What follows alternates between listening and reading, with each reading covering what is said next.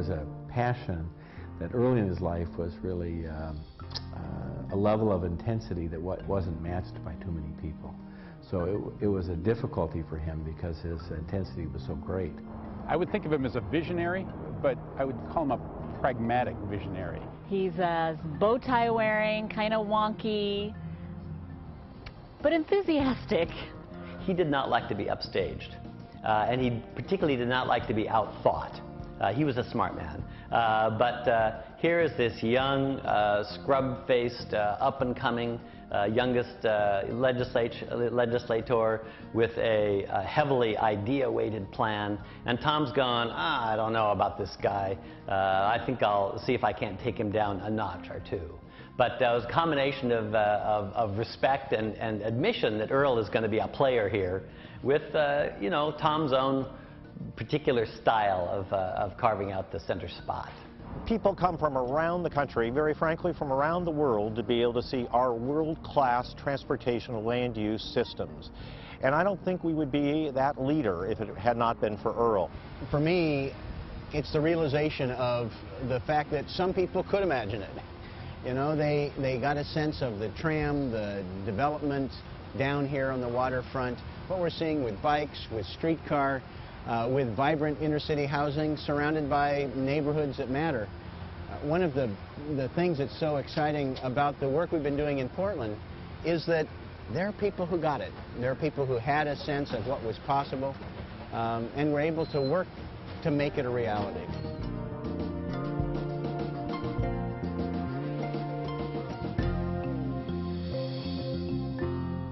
In high school, there was a new position that came out called on student council called the judiciary. Why we called it that, I don't know.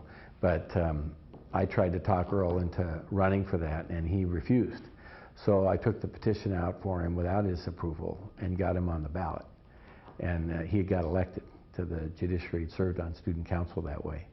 So it was his first public office. As the youngest legislator in the Oregon legislature, he was the chairman of the Revenue Committee, probably the most demanding, intellectually demanding position in the legislature. And he did a fabulous job of taking ideas and turning them into tax policy, which is a tough challenge. Then I disappointed him in a major way because next thing he wanted to do was to run for student body president. And he wanted me to support him, and I wouldn't do it because I didn't think he could be elected.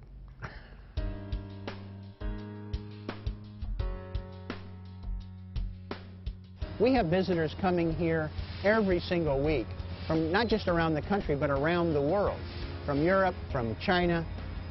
People are looking at how we put the pieces together. American cities come here not just once or twice. Some communities have come here repeatedly because they want to talk to the planners, they want to talk to the developers, they want to experience light rail and streetcars. Portland is regarded as sort of the capital of sustainable development, of a livable community. I think even people who are in the business sometimes fail to understand the impact that they have had through their Portland models. A group not too long ago came from Austin, Texas. They brought 105 of their leaders, elected officials, business leaders, civic leaders, to be able to understand and interact with us, to be able to understand how they can do it and how they can adapt the Portland system, not just transplant it, but adapt that Portland system, that Portland region system to their community. Well, just last week I got a call from a reporter for the Atlanta paper, and he was writing a piece that had a point, and that is that Atlanta was exposed to this enormous risk that if gasoline got to $4 or $5 or $10 a gallon, the whole Atlanta economy would collapse. And he said Portland doesn't have that risk. And Earl has that far-sighted sense of what might happen, and he's had that forever.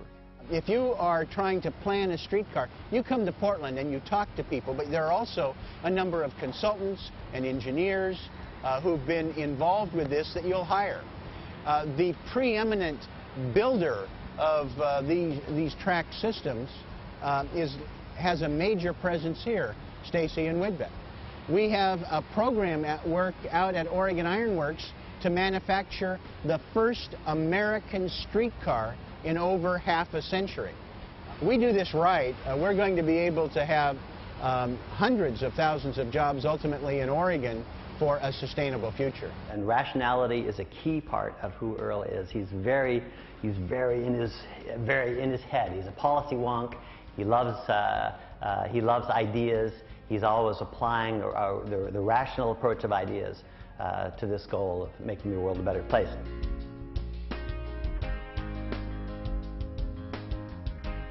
Developers large and small are capitalizing on what our design community has done. I mean, we're in front here of what is the largest green LEED certified building in the country in terms of energy conservation, in terms of water recycling, and it is located in such a way that it reduces the carbon footprint in terms of transportation. And the developers will tell you that this isn't something that's some loopy idea that is sort of forced upon them. The developers I talk to indicate that the small amount that they spend in extra design and conservation features more than pays for itself in terms of the value of the building, higher rents, and the fact that people gravitate towards it. They want to be in buildings like this.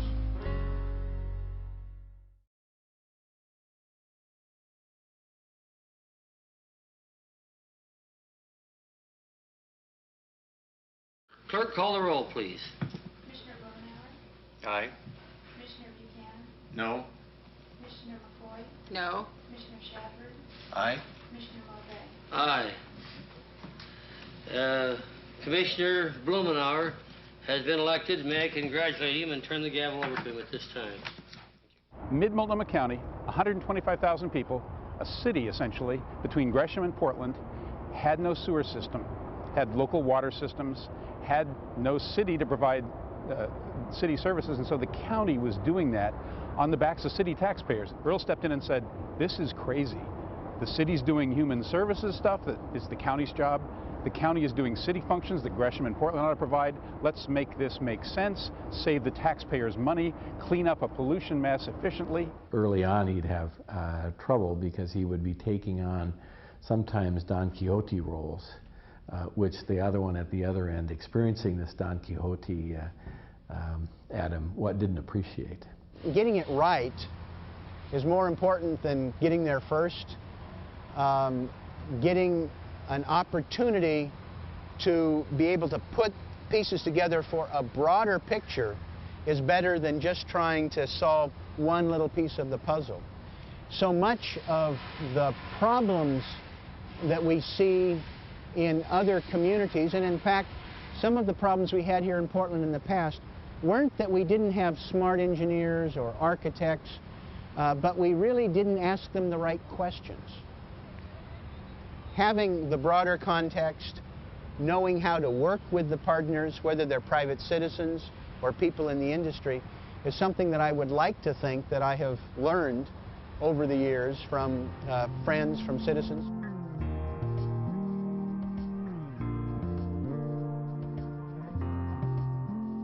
When I see a family cycling on a Portland street, that's an indicator species for a livable community. That tells us that it's safe and that it's working. He listens to people, and what people have said to him throughout his whole career is that bicycling and walking are basic means of transportation and ways to get around, that neighborhood livability isn't some luxury thing, that it's a basic right. I have a Portland model that Trek has put out.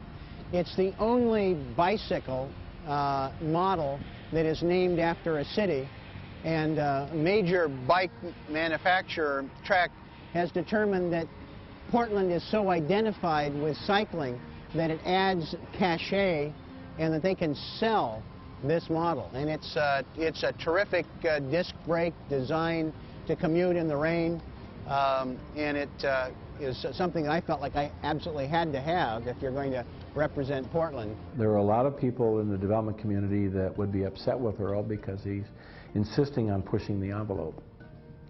And that envelope is one that I personally support, but for a lot of developers who kind of like recreating and redoing what they keep doing all the time, and because they really can't buy a second cookie cutter, are going to be in trouble with Earl. Earl can be a great conduit regardless of your position on an issue. Earl can be your ally. But there's some requirements for that. First of all, you have to accept his sincerity, that he is truly working in what he perceives to be the best interests of the public good. And if you accept that, then you will find ways to work together with him. If your motivations are congruent with his, you'll find them a great source of energy, of ideas, of practical commitment of power and resources to your goals. Developers who want to be partners with the public are going to love Earl. Developers who basically simply treat the public as regulating them and preventing them from doing something more cheaply aren't going to like Earl, because he's going to insist that they respect the public interest as they try to build things, and place a longer term lifespan than the year that they spend building and taking a profit. That's what's so spectacular about Portland, is that it's small enough to be personal. It's big enough to have examples of most of what the world is interested in, and it has a unique flavor. Everybody sort of thinks their hometown is special, but I can't think of a better place to raise a family and to practice the type of work that I do than in Portland. It's just the perfect location. Much of what we celebrate today is the result of seeds that were planted decades ago. It takes years for planning to work, to build light rail lines, roads, to be able to revitalize neighborhoods. It is an ongoing process. For me, the question is always, what are we putting in the pipeline? What are the new developments? Where are we pushing the edge? We always have to be looking towards the future with broader vision and planning, because if we do the job right, we're always implementing the plan and changing the game.